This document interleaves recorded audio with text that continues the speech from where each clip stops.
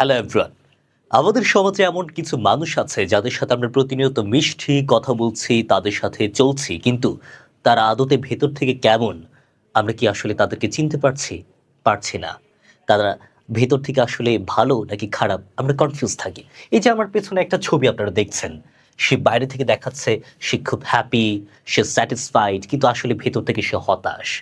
আপনাদের মধ্যে যারা এইচএসসি পরীক্ষার্থী আছেন তাদের মধ্যে অনেকে কনফিডেন্ট আছেন, আই নো দ্যাট, কিন্তু অনেকেই আছেন যারা একটু ভীত, যারা একটু আতঙ্কিত। সামনে বোর্ড এক্সাম, আপনারা হয়তো আপনাদের লাইফে অনেক বোর্ড এক্সাম আপনারা ফেস করেছেন, কিন্তু আপনারা এখনো পর্যন্ত সেই ভয় কাটিয়ে উঠতে পারেননি। এবং সেটার অনেক অনেক রিজন থাকতে পারে, তার মধ্যে একটা রিজন হয়তো বা বাংলা দ্বিতীয় পত্রের সমাস। অনেক অনেকে হয়তো বা আপনারা ভালো পারেন, কিন্তু কেউ কেউ আছেন একটু ভয় পান। যাই হোক, আমরা সমাজ নিয়ে একদম বিস্তারিত আলোচনায় যাব না, যেহেতু আপনাদের এইচএসসি এক্সাম সামনে, এবং আপনারা সমাজ কাকে বলে, সমাজের প্রকারভেদ কি, সেগুলো মোটামুটি আপনারা পারেন। এখন যে কিছু কিছু সমাস আছে যেগুলো আপনার মানে অনেকটা গুপ্ত টাইপের। মানে গুপ্ত কেন বলছি? সে আপনাকে দেখাচ্ছে সে উপমান, কিন্তু আদতে সে হচ্ছে উপমিত। আপনি মনে করছেন তাকে উপমান, কিন্তু আদতে সে উপমিত। এরকম কিছু কিছু সমস্যা আছে যেটা আমাদেরকে কনফিউজড করে। সে আসলে কি? সে আমার কাছে একরকম, কিন্তু আদতে সে বাস্তবে অন্যরকম, তাই না? সো সো আমরা সেই কনফিউশন ক্রিয়েট করা সমাস নিয়ে আজকে একটু কথা বলবো। যাই হোক, আমরা আজকে কথা বলবো কর্মধারয় সমাস নিয়ে। এখানে আমরা দেখছি কর্মধারয় সমাসের মধ্যে আমরা ডিরেক্ট একদম সমাসের মধ্যে যদি চলে যাই, তাহলে সেক্ষেত্রে আমরা সমাসে পাই দুটো পদ থাকে, একটা হচ্ছে পূর্বপদ, আর একটা থাকে পরপদ, তাই না? ওকে, আমরা একটা ব্যাস বাক্য যদি নির্ণয় করি, সেই ব্যাস বাক্যে দুটো পদ থাকে, একটা কি পূর্বপদ আর একটা হচ্ছে পরপদ।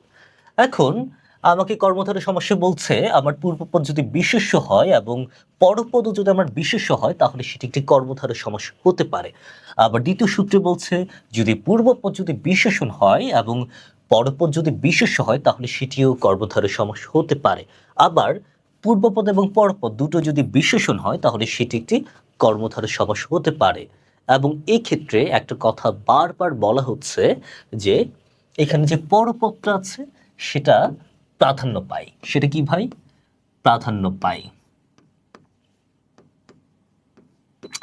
এই যে যেমন ধরেন যে কিছু কিছু সংসারে স্বামী স্ত্রীর মধ্যে একটু ঝগড়াঝাটি হয়, কারণ তার স্বামী তার স্ত্রীকে প্রায়োরিটি না দিয়ে তার ফ্রেন্ড সার্কেলকে প্রাধান্য দেয়, প্রায়োরিটি দেয়, তার ওয়াইফকে বাসায় রেখে কোথাও ঘুরতে যায়। এটা নিয়ে একটু ঝগড়াঝাটি হয়। এই যে তার ফ্রেন্ড অ্যান্ড তার ওয়াইফের মধ্যে যে একটা তুলনা করে সে যে একটা মানে প্রায়োরিটি বেসটা তার ফ্রেন্ডকে দিচ্ছে, এটা নিয়ে ঝগড়াঝাটি হচ্ছে, এরকম একটা বিষয় পূর্বপদ এবং পরপদ দুটোর মধ্যে।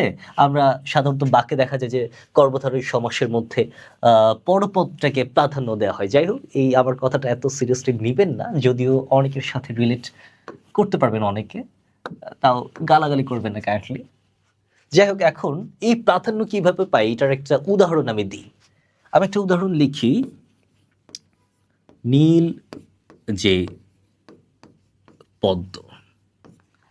আমাকে এখানে একটা ব্যাস বাক্য দেওয়া হয়েছে, নীল যে পদ্ম। এখানে পূর্বপদ হচ্ছে নীল এবং পরপদ হচ্ছে পদ্ম। এখানে পূর্বপদ হচ্ছে কোনটা?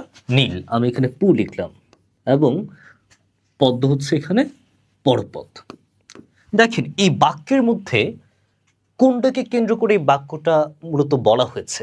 পদ্মটাকে কেন্দ্র করে নাকি নীলটাকে কেন্দ্র করে? পদ্মটাকে কেন্দ্র করে। পদ্মটাকে বলছে পদ্মটা নীল কালারের, অর্থাৎ এখানে মেইন চরিত্র কোনটা? পদ্ম, অর্থাৎ পরপদ। এই জন্য বলা হচ্ছে পরপদটা প্রাধান্য পায়।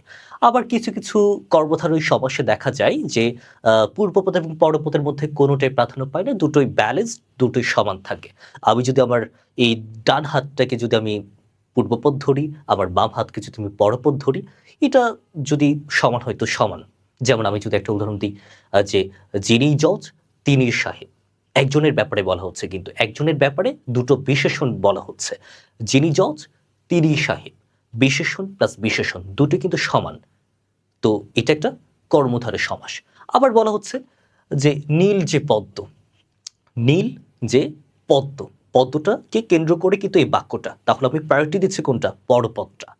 তার মানে বলা হচ্ছে যে এখানে পূর্বপদ এবং পরপদ একটা ব্যালেন্সড হতে পারে, আবার পরপদটা প্রাধান্য পেতে পারে, কিন্তু কোনোদিন পূর্বপদ কি পাবে না, প্রাধান্য পাবে না।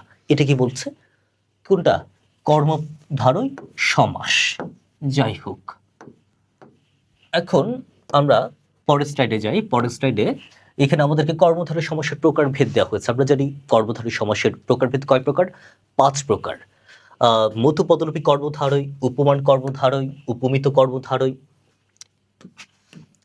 রূপক কর্মধারয় এবং সাধারণ কর্মধারয়।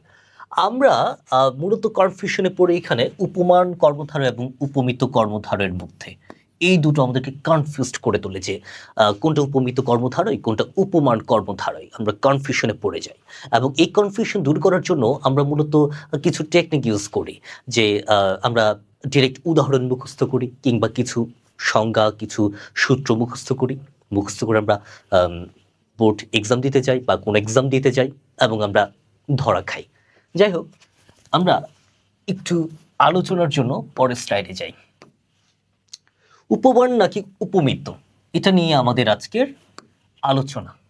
ওকে, আমাদের বাজারে কিছু সংজ্ঞা, কিছু সূত্র প্রচলিত আছে উপমান বা উপমিত কর্মধারয় জানার জন্য, শেখার জন্য, বোঝার জন্য, এবং এটার মধ্যে কিছু আছে একদম কনফিউজিং, কিছু আছে একদম ভুল। যাই হোক, এই যে দেখেন এখানে বলছে মাঝে যদি ন্যায় থাকে তাহলে সেটিকে বলা হয় উপমান কর্মধারয়, এবং শেষে যদি ন্যায় থাকে তাহলে সেটিকে বলা হয় উপমিত কর্মধারয়। আচ্ছা, আমি যদি বলি যে পুরুষ সিংহের ন্যায়, আচ্ছা এটা হচ্ছে কি একটা উপমিত কর্মধারয়ের একটা উদাহরণ। আমি যদি বলি যে সিংহের ন্যায় পুরুষ, মানে এটার মধ্যে কোনো ধরনের ভুল আছে, বা এই বাক্যের মধ্যে কোনো ভুল আছে?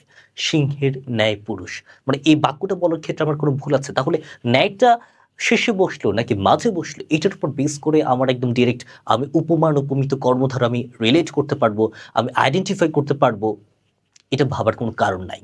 সো এই জিনিসটা যদি আপনি বলেন, তাহলে সেক্ষেত্রে আপনি ধরা খাওয়ার একটা চান্স থাকে আপনার।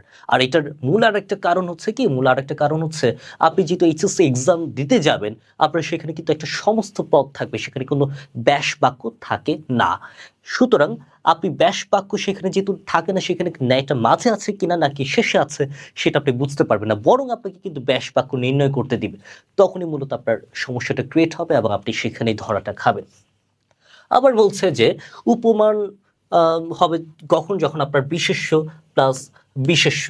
আবার উপমিত হবে কখন? বিশেষ্য পদ প্লাস বিশেষ্য পদ। আচ্ছা, ধরেন আমি যদি বলি যে ফুলকুমারী, এখানে আপনার কুমারী শব্দটা বিশেষ্য নাকি বিশেষণ, এটা নির্ণয় করতে যখন আপনি কনফিউজড হয়ে যাবেন, তখন আপনার দেখা যাবে আপনার টাইম শেষ, মানে আপনার অলরেডি আপনার সময় পার হয়ে যাচ্ছে। আমরা এত ঝামেলার মধ্যে কেন যাব ভাই? আমরা এত ঝামেলা পছন্দ করি না। আমরা খুব শান্তশিষ্ট মানুষ, একদম খুব যত নর্মালি যাওয়া যায় আমরা যাব। এখানে আমরা আসল রহস্য উন্মোচন করে একটু দেখি। আমাকে এখানে দুটো বাক্য দেওয়া হয়েছে, একটা হচ্ছে কি বাস্তব হলেই উপমান, এবং কাল্পনিক হলেই উপমিত কর্মধারয়। ওকে ফাইন, আমি একদম দুটো উদাহরণ দিয়ে শুরু করি। একটা বলছে অরুণের ন্যায় রাঙা। অরুণ মানে কি? সূর্য। রাঙা মানে কি? লাল। আমি বললাম তুমি যে শার্টটা আজকে পরে এসেছো এটা একদম সূর্যের মতো লাল টকটকে। সূর্যের রংটা যেমন একদম লাল টকটকে, তোমার শার্টটাও একদম হুবহু সেরকম লাল। তুমি খেয়াল করো, তাহলে এখানে সূর্যের রং এবং তোমার শার্টের রং একদম টোটালি দুটো সিমিলার না? দুটোই সিমিলার।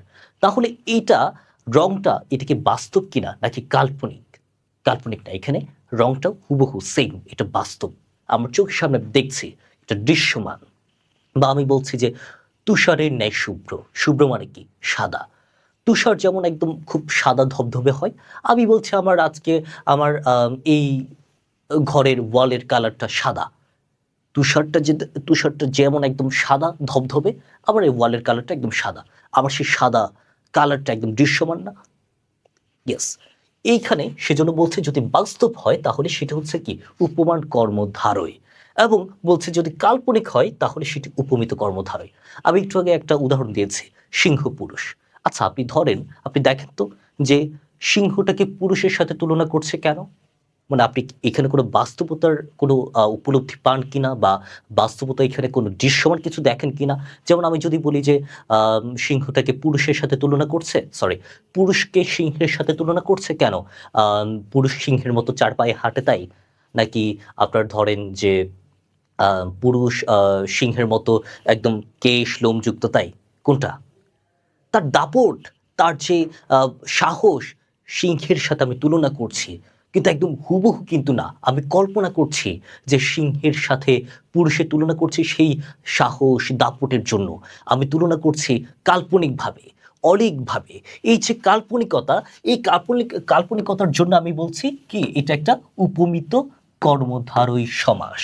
আর যেটা আমার কাছে একদম দৃশ্যমান, যেটা বাস্তব, সেটা হচ্ছে উপমান কর্মধারয়। এখানে আরেকটা বিষয় আছে, সেটা হচ্ছে কি এখানে সাধারণ গুণের উপস্থিতি থাকবে। কি থাকবে? সাধারণ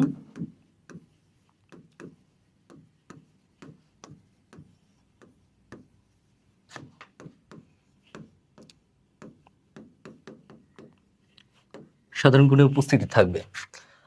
এখানে তো জায়গা খুব একটা বেশি নেই, আমি একটু উপরে লিখি। হ্যাঁ,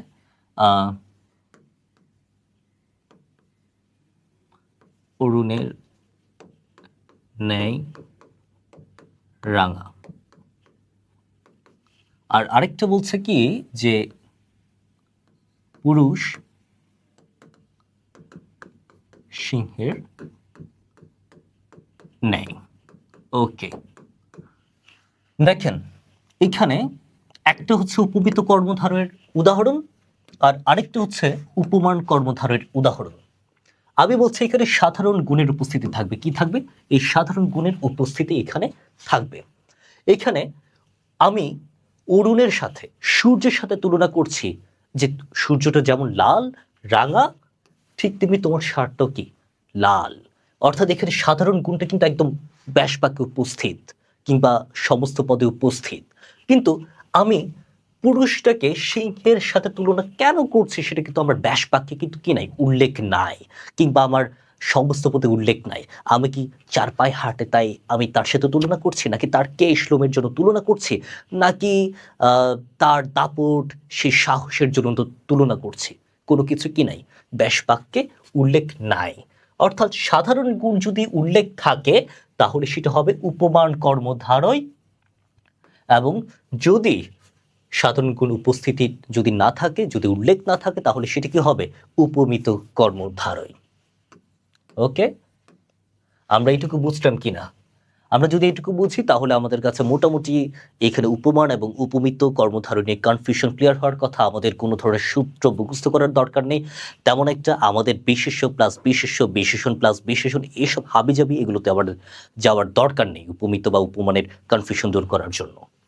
এখন আমাদের এইচএসসি এক্সামে আমাদের কিন্তু সমস্ত পদ দেওয়া থাকে, আমাদের কোনো ব্যাস বাক্য দেওয়া থাকে না। তাহলে আমরা কিভাবে বুঝবো কোনটা উপমান কর্মধারয় সমাস, কোনটা উপমিত কর্মধারয় সমাস, কিংবা আমরা কিভাবে আমরা ব্যাস বাক্য নির্ধারণ করব বা নির্ণয় করব? ওকে, দ্যাটস ফাইন। এখন আমরা দুটো উদাহরণ একটু দেখি। একটা আমরা লিখলাম মুখচন্দ্র। মুখচন্দ্র, ওকে ফাইন। আমি মুখের সাথে চাঁদের তুলনা করছি। কেন তুলনা করছি? চাঁদটা যেমন একদম গোল, পূর্ণিমার চাঁদ, সেরকম তার চেহারাটা একদম গোল, এই জন্য তুলনা করছি না। আমি কল্পনা করছি যে তার চেহারা চাঁদের মতো সুন্দর, ঔজ্জ্বল্যতা আছে, সৌন্দর্য আছে। দ্যাটস, আমি সেটা কি করছি? কল্পনা করছি। এই যে কল্পনা, কল্পনা থাকলে আমরা কি জানতে পেরেছি? আমরা জানতে পেরেছি কল্পনা থাকলে কি হয়? উপমিত কর্মধারয় সমাস হয়। কি হয়? উপমিত কর্মধারয় সমাস। এখন একটু খেয়াল করো, এখানে কোনো সাধারণ গুণের উপস্থিতি নেই। এই যে দেখো, মুখটা হচ্ছে আমার কি পরোক্ষ বস্তু, এবং চন্দ্র হচ্ছে আমার প্রত্যক্ষ বস্তু। পরোক্ষ এবং প্রত্যক্ষ দুটোই আছে, কিন্তু কি নেই? সাধারণ গুণের উপস্থিতি নেই। সাধারণ গুণের উপস্থিতি না থাকলে কি হবে? উপমিত কর্মধারয় সমাস হবে। আর আমরা জানি কি উপমিত কর্মধারয় সমাসে ন্যায় থাকে শেষে। তাহলে ব্যাস বাক্য কি হবে? মুখ চন্দ্রের ন্যায়। Okay fine. এখন আরেকটু উদাহরণ যদি দেই, যেহেতু আমরা উপমান কর্মধারয় পেয়েছি, তাহলে উপমিত কর্মধারয় সমাস পেয়েছে, তাহলে সেক্ষেত্রে উপমান কর্মধারয় একটু যাই। একটা সমস্ত পদ লিখি। সমস্ত পদ হতে পারে তুষার, শুভ্র। Okay fine. আমি বলছি তুষারের মতো সাদা। শুভ্র মানে কি সাদা। আমি তুলনা করছি যে আমার যে ওয়ালটা আছে সেই ওয়ালের কালারটা আর তুষারের কালার সেম, একদম ধবধবে সাদা, তাই না? ওকে, তাহলে এখানে আমি দেখছি যে এখানে আমার সাধারণ গুণটা আছে। আমি যে তুলনা করছি, বৈশিষ্ট্য বুঝাচ্ছি, সে বৈশিষ্ট্য কোনটা? সাদা। মিউচুয়াল কোনটা? সাদাটা, শুভ্র। তাহলে এটা কি আমার কি তুলনার কোনো বস্তু? না, এটা কি আমার কি সাধারণ গুণ। আর সাধারণ গুণ যদি থাকে তাহলে কি হয়? উপমান কর্মধারয় হয়। কি হয়? উপমান কর্মধারয়। এবং দেখো এখানে আমি যে তুলনা করছি সাদার সাথে, হুবহু সাদা, বাস্তব, দৃশ্যমান, তাহলে এটা কি হবে? এটা একটা উপমান কর্মধারয় হবে। যদি বাস্তবতা থাকে, যদি দৃশ্যমান কিছু থাকে, তাহলে কি হবে? উপমান কর্মধারয় হবে এবং সাধারণ গুণের উপস্থিতি এখানে থাকবে। তাহলে এটার ব্যাসবাক্য যদি নির্ধারণ করতে যাই বা নির্ণয় করতে চাই, তাহলে কি হবে? তুষারের ন্যায় শুভ্র।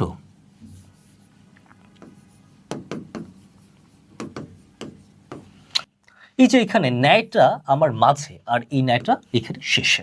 ওকে ফাইন, তাহলে আমরা উপমান এবং উপমিত কর্মধারয় কিভাবে নির্ধারণ করা হয় সেটা আমরা জানলাম আজকের ক্লাসে। হয়তোবা আমাদের কাছে উপমান উপমিত কর্মধারয় কোনোভাবে গুপ্ত আর থাকতে পারবে না, আমরা সহজে চিনতে পারবো উপমান কর্মধারয় কোনটা, উপমিত কর্মধারয় কোনটা।